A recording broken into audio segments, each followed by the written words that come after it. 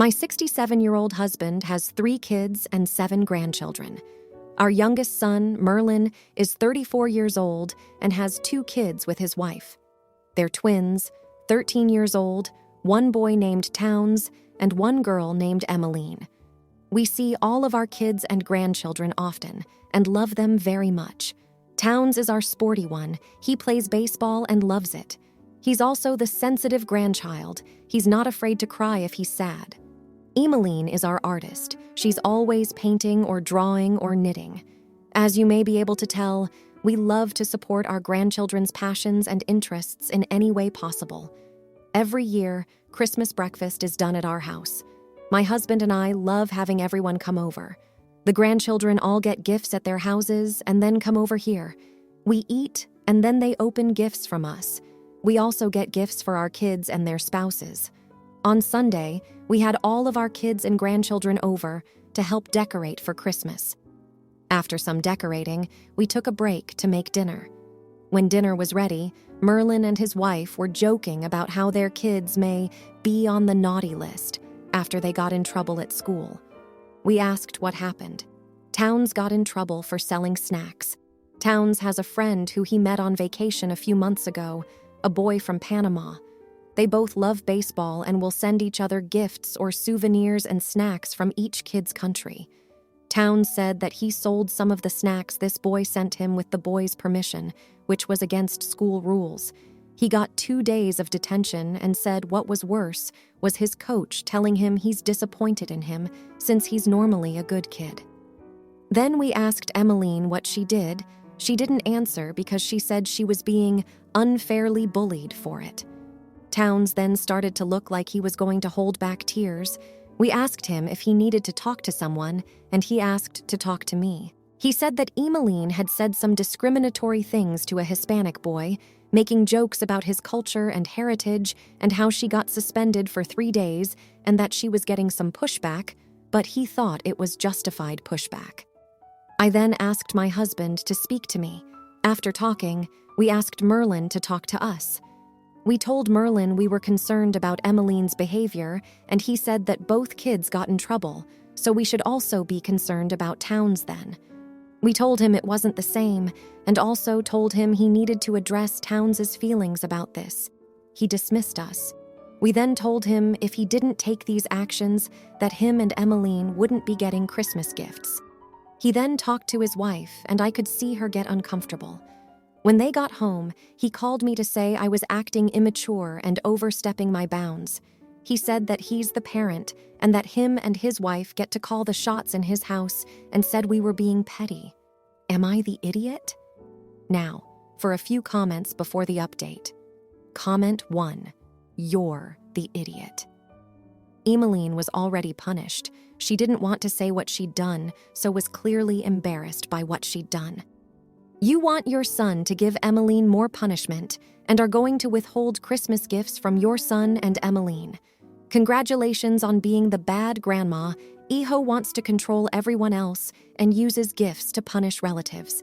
Don't be surprised if your son decides to start a new Christmas breakfast tradition that doesn't involve you. Comment 2. You're the idiot for using gifts as leverage. But as a grandparent myself, what I have learned is this. We do not have control over our children. We have only influence. If we exert control, we risk giving up influence. This is especially true for adult children, and even more true for our kids who are already parenting teenagers. You need to apologize ASAP, or there won't be any Christmas breakfasts that include Merlin's family. Comment 3. You might be the idiot. What she did was fully wrong. Horrible even. But you're the grandparents now, and if your son says he's got it, he's got it. Gotta step back and let him do what he has to do, can't undermine him or step in. Causes friction for no reason. I think your son is a little old for the Christmas threat. I really thought I was gonna come see this was about an adopted child or something. Won't lie. Now for the update. After that tough Christmas, I wasn't sure how things would unfold with Merlin and the twins. But I'm delighted to share that things have taken a turn for the better. With the new year came new resolutions. Merlin reached out to us, admitting that he might have been stubborn and that Emmeline's incident was a wake-up call. He and his wife enrolled Emmeline in a counseling program that included community service. There, Emmeline befriended a group of diverse kids who helped her see the world through a more compassionate lens. It wasn't an overnight change, but Emmeline has grown so much since then. She's been using her art to spread messages of love and inclusivity, even winning a school contest for a mural she painted, celebrating different cultures. Towns, meanwhile, channeled his entrepreneurial spirit into a school-approved project. He created a club for budding business minds, guiding peers on how to embrace innovation within the school's guidelines. His teachers are impressed with his leadership and how he turned a misstep into a learning experience. This past Christmas was a heartwarming affirmation of the progress we've all made. Merlin apologized to us in front of everyone, acknowledging that our concerns were from a place of love. We hugged it out, and there wasn't a dry eye in the room. The twins were a bundle of joy, sharing stories of their year, their accomplishments, and the lessons they learned. Emmeline gifted us handmade ornaments, each depicting different cultural symbols in beautiful harmony. And Towns, with a cheeky grin, gave us a business plan for how we could optimize the Christmas breakfast. It was adorable and astute. We decorated our home together, and as we sat down for Christmas dinner, it was clear that the true gift this year was our family's unity and growth. There's still work to be done, but I've never been more hopeful about the future. It seems like love, understanding, and a bit of tough love can truly make a difference. Now, for the comments. Comment 1. Not the idiot. It's heartwarming to see a family come together after a rough patch. Merlin stepping up and admitting his faults is a huge deal, and it's great to see the positive changes in Emmeline and Towns. Sometimes tough love is necessary to help our loved ones grow. It's not just about being strict, it's about guiding them towards being better people. You all should be proud of the progress you've made. Comment 2. You're the idiot for needing to resort to tough love in the first place. It seems like the issues could have been addressed with more communication and understanding, rather than strict measures. While it's great that things are looking up, it's important to reflect on why it took such a difficult Christmas for everyone to start working on themselves. True family unity shouldn't require such drastic wake-up calls. Comment 3. Not the idiot at all. It sounds like you've all been through a lot, but you've come out stronger. Emmeline's transformation into a compassionate person and artist is beautiful, and Towns' entrepreneurial spirit is admirable. The fact that Merlin apologized shows maturity and a willingness to improve as a family. Celebrating your growth during Christmas just proves that your family values personal development and unity. Keep up the good work. Now, for the next story. I am 28 years old and pregnant with my husband's baby. I have a sister who is 30 years old and has been trying to get pregnant for the past 5 years. This has resulted in 3 miscarriages and a stillbirth. When I found out I was pregnant, I made sure not to tell my sister since she was grieving her stillborn, who passed away around a year ago. I told my parents and my husband's parents, and they were overjoyed. Out of respect for my sister, I didn't have a baby shower or gender reveal or any big ceremony. Just a lunch where I announced the pregnancy to close friends and family, and we all agreed not to tell my sister until we felt like she was ready to know. Anyways, I am now 34 weeks pregnant, and I haven't seen my sister in over 6 months. She called me the other day to tell me she was 3 months pregnant and things had been going well so far. I congratulated her, and she invited me to her house for dinner. I discussed this with my parents and my husband, and we decided it was time to tell her. I went to her house for dinner this weekend, and when she let me in, she freaked out. She asked me if I was pregnant, and I said I was. She started sobbing. She was absolutely hysterical. Her husband took her in to calm her down, and we decided to leave. She texted me on Monday saying that it was selfish that I was going to have my baby first and that my parents would be more focused on me than her. She accused me of being cruel and getting pregnant just to upset her. She said she would ask our parents to choose between us. This was the last straw for me. This was my first pregnancy, and I wanted to do things like a baby shower and all, but I didn't because I knew it would hurt my sister. I called her a selfish, mean witch and blocked her. Her husband called me to tell me she was inconsolable because her own sister was trying to upstage her and her baby. Our mom isn't taking sides, but my dad and husband are on my side. A few of my cousins reached out to me, calling me names, and it made me wonder if I'm in the wrong. So, am I the idiot for announcing my pregnancy? Edit. My sister has been in therapy for the past couple of years. Now, for a few comments before the update. Comment 1. Everyone sucks here, her way more than you. Her reaction is, maybe somewhat understandable, very harsh and selfish. But how in the world did you think just showing up 8 months pregnant is the best way to let her know? You did several things to be respectful to her, but in my opinion, make a bad decision in the way you told her. Comment 2. You're the idiot. Not telling your sister right away or not in group settings is normal. 34 weeks is damn near the whole pregnancy. Now, for the update, it's been an emotionally draining month. I never imagined that the situation with my sister would escalate to the extent it has. Shortly after I cut off contact, she suffered another miscarriage. The guilt that washed over me was indescribably, even though logically I knew it wasn't my fault.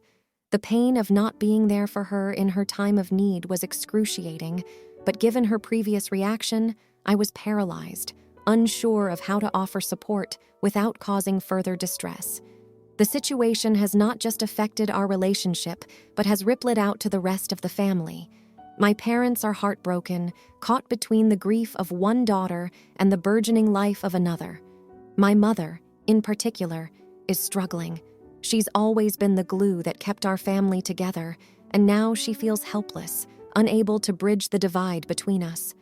In an attempt to cope, my sister has thrown herself into various support groups and is seeking therapy, which I'm grateful for. However, she's made it clear through family that she's not ready to speak to me. We've all respected her space, but it feels like a chasm is forming that might never be bridged. My husband has been my rock, but the strain is showing even on him. We're thrilled about our baby, but now every joyous kick, every ultrasound is tinged with sorrow for the joy my sister has lost. Some of my cousins, who initially supported my decision to distance myself, have gently suggested that I reach out, try to mend fences. But I'm scared. Scared it will make things worse, scared of being rejected by the sister who was once my best friend. And then there's the baby. I'm now in my second trimester and complications have arisen. I've been put on partial bed rest due to a risk of preterm labor. The fear of losing my baby, coupled with the ongoing family tension, has taken its toll on my mental health. I find myself breaking down at the smallest things, overwhelmed by the what-ifs and the distance from my sister. I've started seeing a therapist myself to navigate the complex web of emotions and the grief that's piled on grief. I'm trying to stay strong for my baby, to hold on to hope in the midst of this storm. But some days it's just so hard to see the sunshine through the rain. My father, bless him, is trying to stay neutral, offering love and support to both his daughters in his quiet way. But I can see the sadness in his eyes, the weariness from the family drama that seems to have no end in sight. I still wonder if I am in the wrong, if in trying to protect my sister from additional pain, I've inadvertently deepened her wounds. It seems like no matter which path I choose, the outcome is laced with hurt. I am learning that sometimes there are no right choices, just the ones you can live with. And I'm trying, I really am, to live with mine. Now, for the comments. Comment 1. Not the idiot. You have to take care of yourself first, especially with your own pregnancy complications. It's incredibly tough what your sister is going through, but she's made it clear she's not ready to talk. You're respecting her wishes and also prioritizing your own health, which is the right thing to do. Boundaries are important, and it's okay to maintain them even in tough family situations. Comment 2. You're the idiot. I get that it's a tough situation all around, but sometimes being family means being there even when it's hard. Your sister is going through an unimaginable loss, and she might just be too hurt to reach out. Maybe she needs you to take that first step. It doesn't have to be a grand gesture, just a simple message to show you care could mean the world to her. Comment 3. Not the idiot.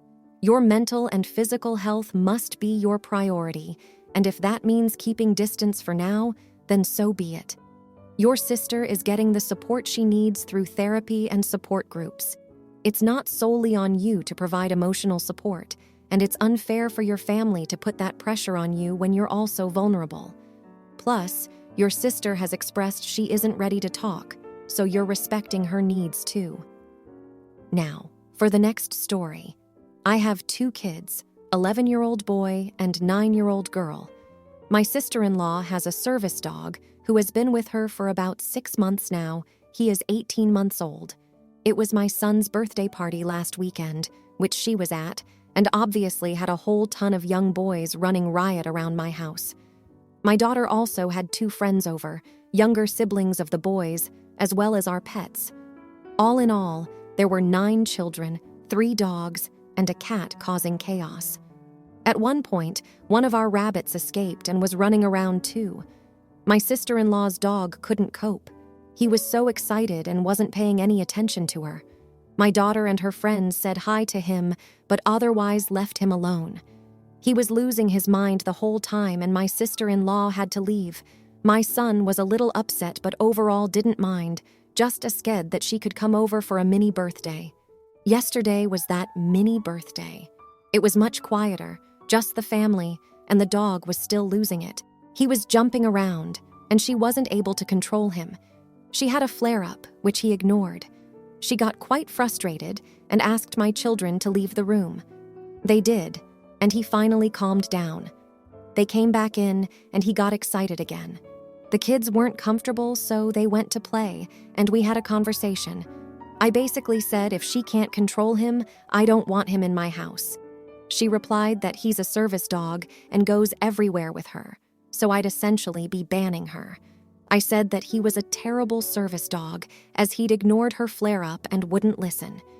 She then blamed my kids, saying my daughter had gotten him excited last time, and now he thinks that kids mean playtime. I told her that if her service dog can't ignore children while working, he's not really a service dog. She got upset and left, saying she was uncomfortable with me.